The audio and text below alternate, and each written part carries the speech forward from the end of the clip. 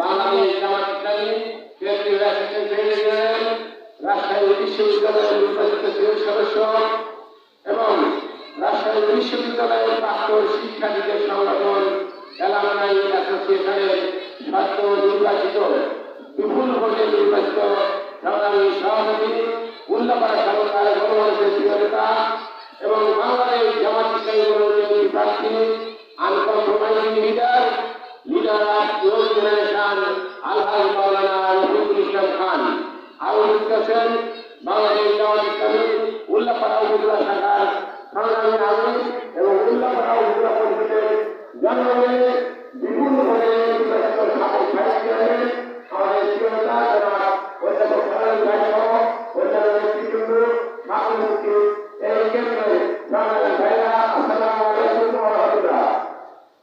আপনারা কেমন আছেন? আল্লাহ শুকরিয়া যে আজকে আমাদের এই প্রোগ্রামটা সার্থক, যখন আমাদের এই সর্ববিজ্ঞানের গর্ব আজকে ওরা বাংলাদেশের ইসলামী আন্দোলনের নেতৃত্ব দিচ্ছেন আমাদের প্রিয়তা রফিকুল খান ভাইকে, তার এই ইউনিয়নের কেন্দ্রে আমার ধন্য, ঠিক না? প্রিয় ভাই আমার, আমি যে কথা বলতে চাই যে আমরা এমন একজন নেতাকে নিয়ে গর্বিত, আজকে জামাত ইসলামী করার কারণে রফিক ভাইয়ের অনেক স্যাক্রিফাইস করতে হয়েছে।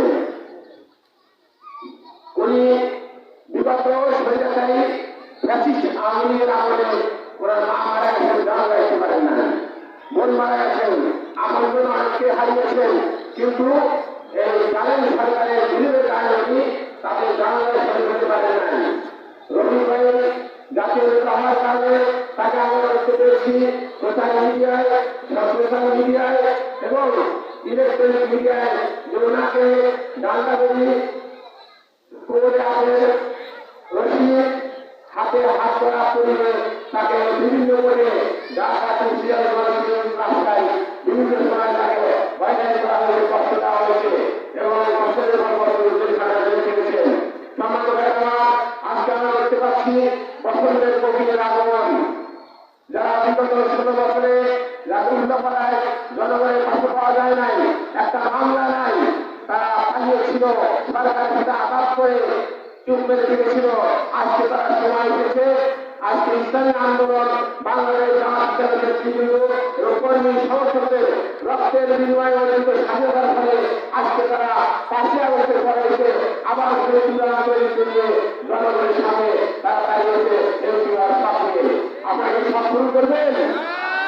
আমরা আমাদের চিন্তা আল্লাহ